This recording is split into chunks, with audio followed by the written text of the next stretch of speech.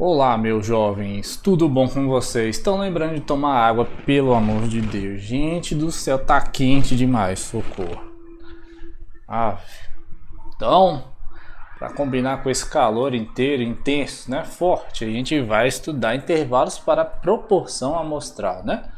A gente já fez essa parte aqui dos intervalos de confiança, você já deve ter entendido mais ou menos como é que faz para criar esse intervalo.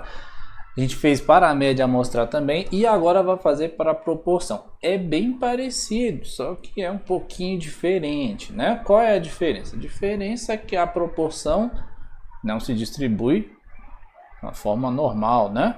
Uma proporção numa população geralmente é Bernoulli, ou o indivíduo tem ou não tem a característica que você está estudando. Então, aqui está a distribuição da proporção, né?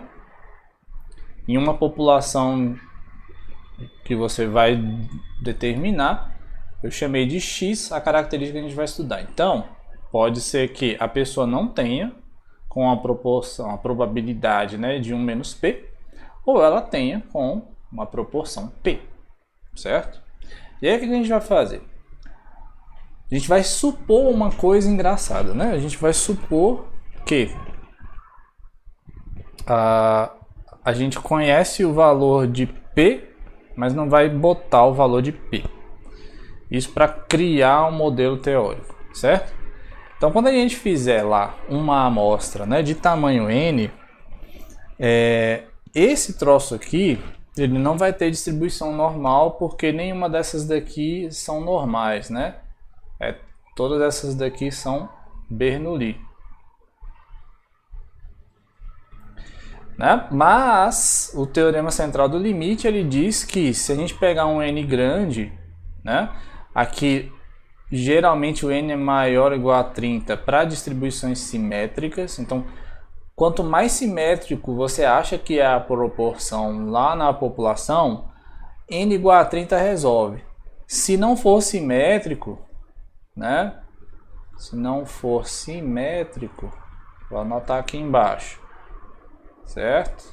Então, você pode botar aí que esse n tem que ser pelo menos 50. Tá?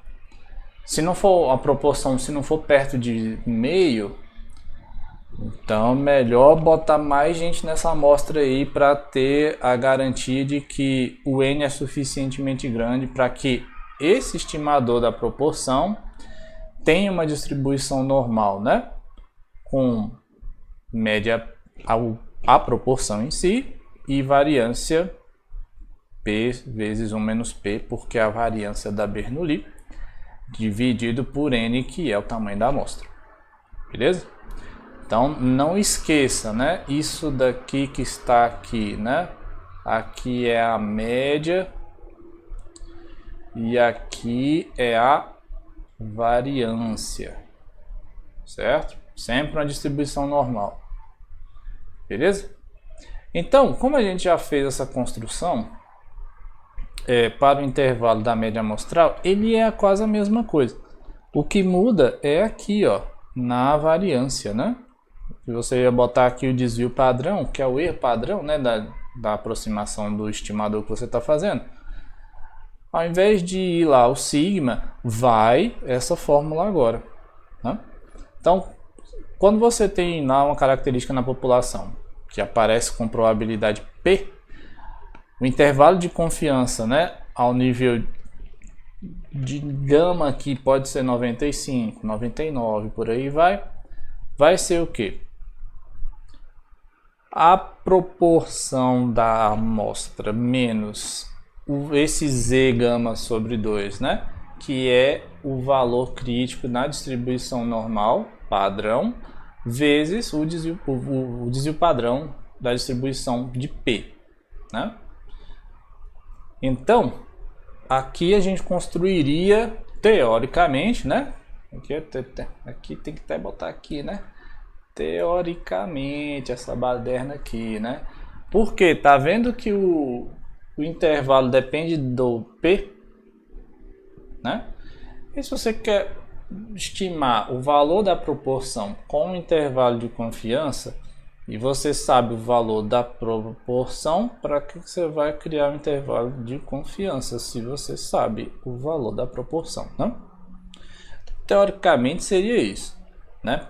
Na prática, a gente não tem o valor de P aqui. Então, como é que a gente vai fazer, né? A gente tem duas alternativas, certo? Então, a gente não sabe o valor. Na verdade, eu botei 3 aqui, né? Então, a gente pode usar para construir, né? Algumas opções aqui que eu vou anotar, né? Para a variância raiz de,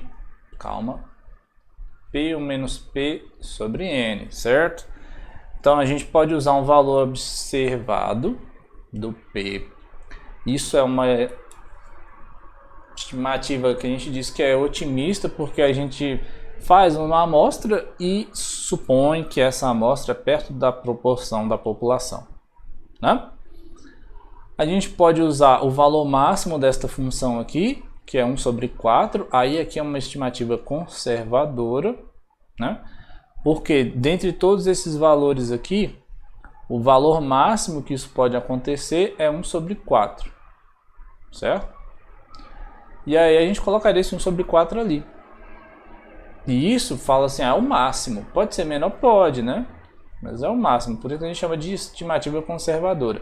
É um exercício de cálculo até, né? A gente usa o cálculo para dar este suporte para a gente tentar entender como ficaria essa estimativa, né? Limitar essa estimativa.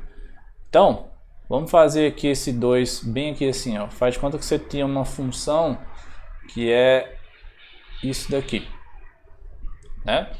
P multiplica 1 menos P. Então, ficaria esse aqui, né? P menos P ao quadrado. Essa seria a sua f de P, certo? E aí a gente vai atrás de pontos críticos, né? Não vou cobrar isso aqui de você e tal, é só para você ver como que a gente usa cálculo, né? Para resolver esse probleminha. Então você ia calcular a derivada com relação a P aí, que vai ser 1 menos 2P. Então, esse troço aqui, né, f' de P é igual a 0, se somente se 1 menos 2P for igual a 0. Ou seja, o P passa isso daqui para cá positivo, passa o 2 dividindo, então P é 1 sobre 2, certo? Aí vamos fazer agora a segunda derivada, né?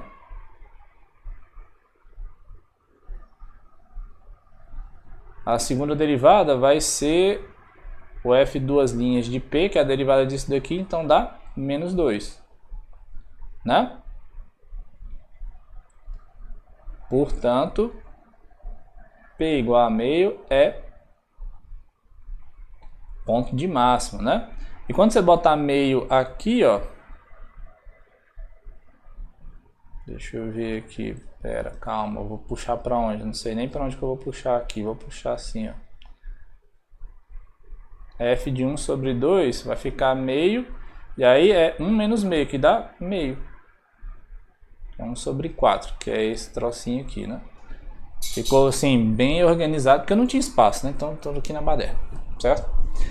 Então a gente utiliza cálculo para calcular este máximo desta função que está dentro da variância, e o máximo né, o valor máximo é 1 sobre 4. E aí a gente pode usar essa estimativa, substituir aqui, e aí o intervalo, deixa eu ver se eu tenho espaço aqui, tem um espaço aqui, ó. Vou botar assim. Então, o intervalo, vou botar conservador, então tem um intervalo agora, né, para proporção e com valor de confiança lá, gama. Então seria o valor que você obtém mais o ponto crítico lá, né, vezes 1 sobre 4n. Esse é o primeiro limite, o limite inferior, e o limite superior ia ser esse aqui, né? E dá 1 sobre 2 raiz de n. Certo? Beleza? Ou Num outro caso, para continuar aqui o slide, você pode usar o valor de uma outra fonte similar. Às vezes você faz um processo e que é um processo semelhante, por exemplo, você está lá numa fábrica e aí essa fábrica produz folhas defeituosas com a proporção de 1 a cada 1 milhão. E aí você faz um ajuste diferente e pode usar ainda a mesma proporção para tentar estimar o valor do intervalo de confiança através dessa outra fonte aí que seja similar, certo? Beleza? Tranquilidade? Estamos aqui com 10 minutos, então eu vou deixar esse vídeo aqui desse tamanho e vou começar esse exemplo em outro vídeo, beleza? Qualquer dúvida, volta, dá uma olhada de novo, manda mensagem para mim que eu tento tirar a dúvida, tá bom? Abraço, até o próximo vídeo.